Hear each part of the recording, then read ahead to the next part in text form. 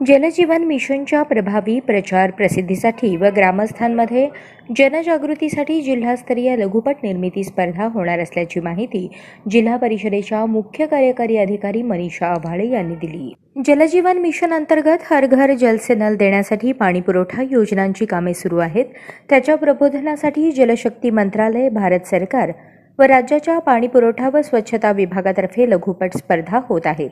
या लघुपट निर्मिती स्पर्धेसाठी पाण्याचे शाश्वत स्रोत, पाणीपुरवठा, देखभाल व दुरुस्ती, जलसंधारण, हर घर जल घोषित गाव विकास, जल जीवन मिशन यशोगाथा, विविध योजनांचे कृतीसंगम हे विषय राहणार आहेत। या स्पर्धेसाठी स्पर्धकांनी लघुपटाची निर्मिती स्वतः केलेली असावी।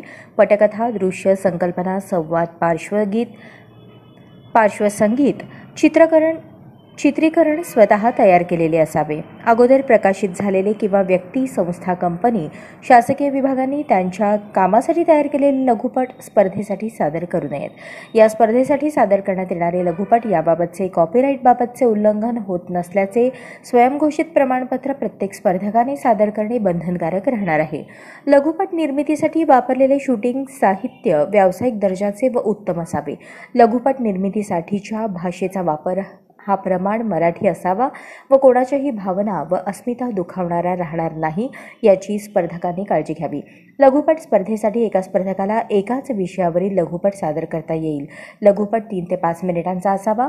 स्पर्धेत प्रथम, द्वितीय, तृतीय असे क्रमांक मिळवणाऱ्या स्पर्धकांना अनुक्रमे 31,000, 21,000 व 11,000 रुपये बक्षीस, सन्मान चिन्ह आणि प्रमाणपत्र देऊन गौरवण्यात येणार आहे। सदर लघुपट स्पर्धेत सहभाग नोंदवून 30 डिसेंबर 2023 पर्यंत जिल्हा पाणी व स्वच्छता मिशन कक्ष, जिल्हा परिषद सोलापूर येथे आपला लघुपट पेन ड्राईव्हमध्ये सादर करावा असे आवाहन उपमुख्य कार्यकारी अधिकारी अमोल जाधव व ग्रामीण पाणी पुरवठा विभागाचे कार्यकारी अभियंता प्रवीण पाटील यांनी केले आहे।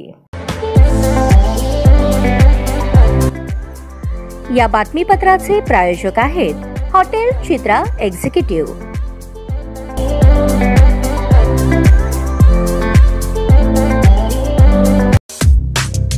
या बातमीपत्राचे प्रायोजक आहेत विराज मॉल।